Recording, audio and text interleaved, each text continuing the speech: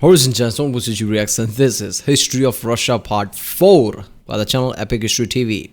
Yes, I've been loving this so far. Obviously, it's Epic History TV series, so it's perfect, basically.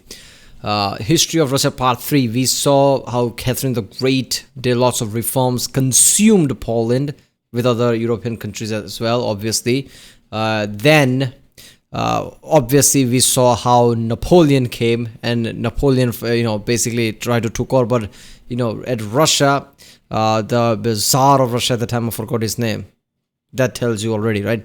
I forgot his name. Tsar of Russia basically didn't give up. I think that's pretty significant thing that happened, that people don't give credit to the Tsar, I guess, because that was one of the key thing that stopped Napoleon. If Napoleon, had won Russia after taking Moscow, like if Russia is like, oh, holy shit, Moscow's down, Napoleon has Moscow, we have to, agree with peace terms and, I guess agree with Napoleon's terms or whatever, give up, I guess, wave the white flag. If Russia had done that, who knows where Napoleon would have gone, right? But Russia didn't do that. Right? Napoleon wanted Russia to do that, but Russia didn't do that. That is some great decision by the Tsar of Russia at the time. They actually burned the Moscow, right? Russians did while leaving. Like, fuck it, we'll build everything again. They thought that and burned the Russia on their way out and didn't give up, basically. And then Napoleon had to run back, and that just started downfall of Napoleon. So that was pretty significant thing. So in this part, I guess we're going to see what happens after that. Remember, if you like my reaction, don't forget to like and subscribe so I know which type of videos to react to more. 75% of you who watches my video regularly are not subscribed. Just click the subscribe button. You'll be supporting my channel, I guess. And yeah, you'll be up to date with all the videos I upload. I upload different types of videos, history, science, right? So sometimes memes, video of, geography now started. So yeah, and let's watch it.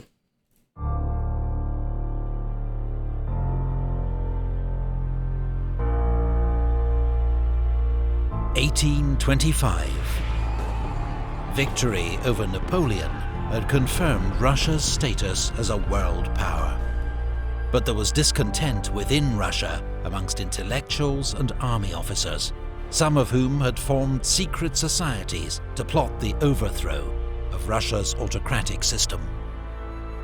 When Emperor Alexander was succeeded, not as expected by his brother Constantine, but by a younger brother, Nicholas, one of these secret societies used the confusion to launch a military coup.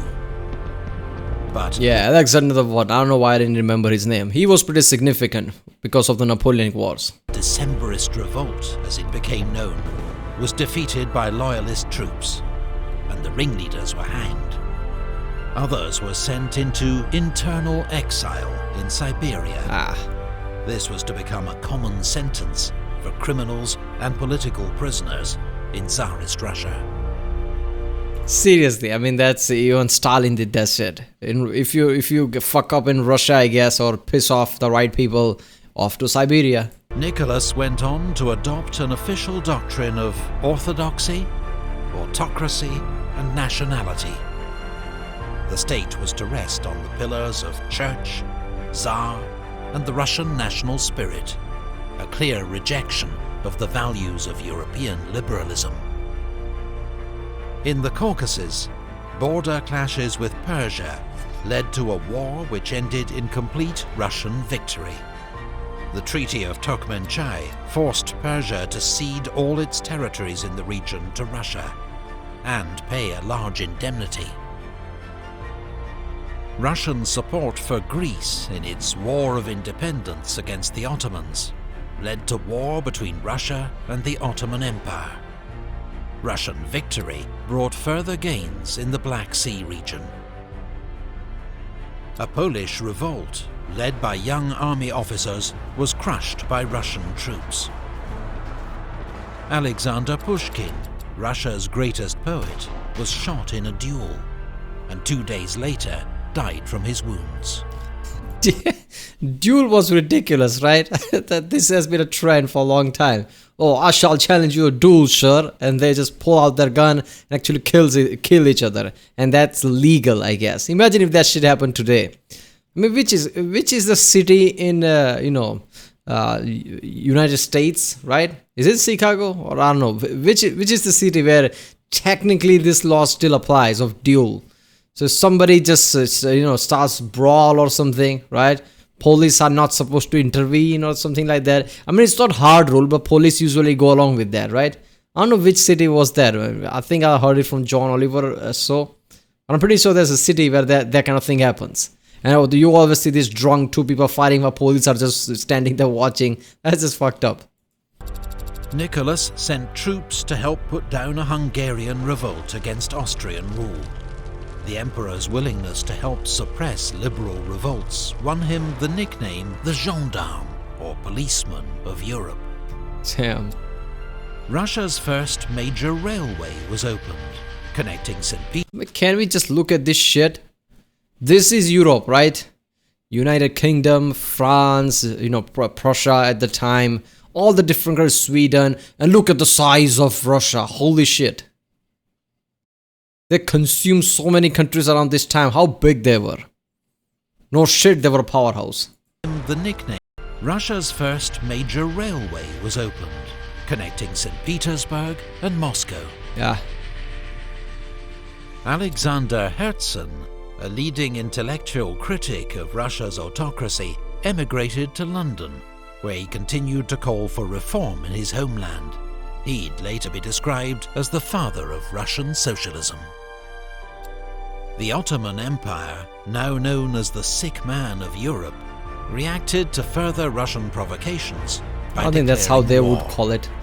The Russian Black Sea Fleet inflicted a crushing defeat on the Turks at the Battle of Sinope. But Britain and France, alarmed at Russia's southern expansion and potential control of Constantinople, declared war on Russia.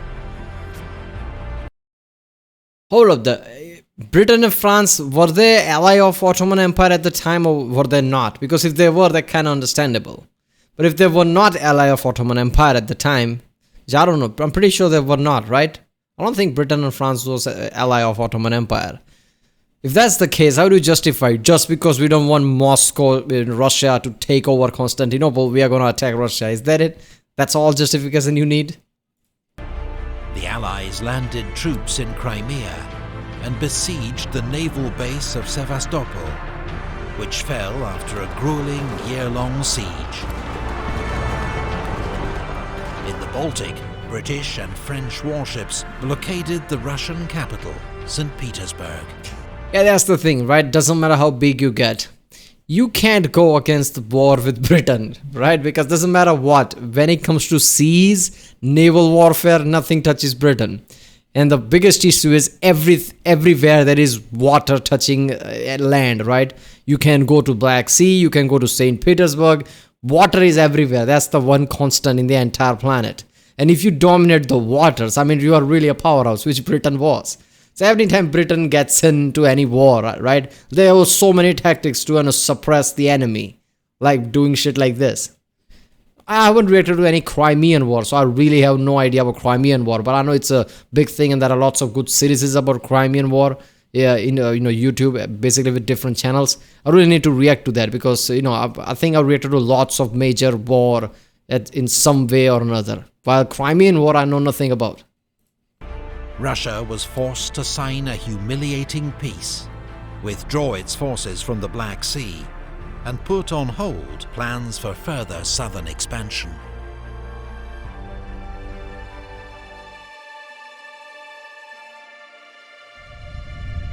Nicholas I was succeeded by his son, Alexander II. The Crimean War had exposed Russia's weakness.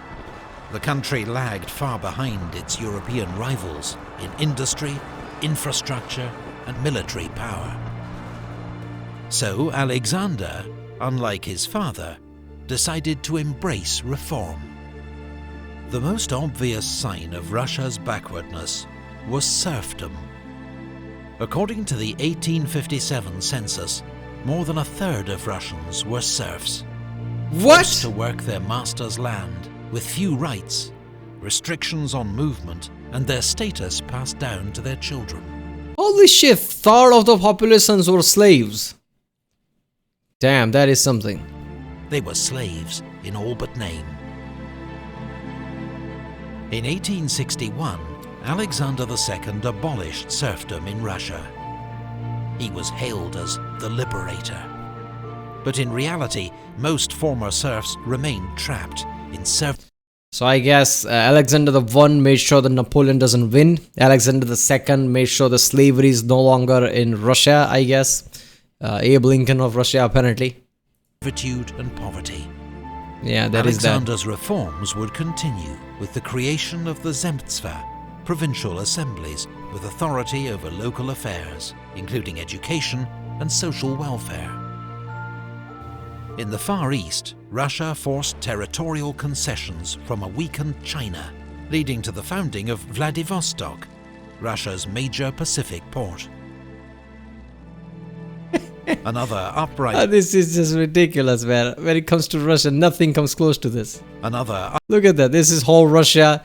It touches all the way to Arctic Circle, right? Black Sea. Fuck it, near Japan too. Vladivostok. It goes all the way to Alaska. How spread out Russia is, seriously.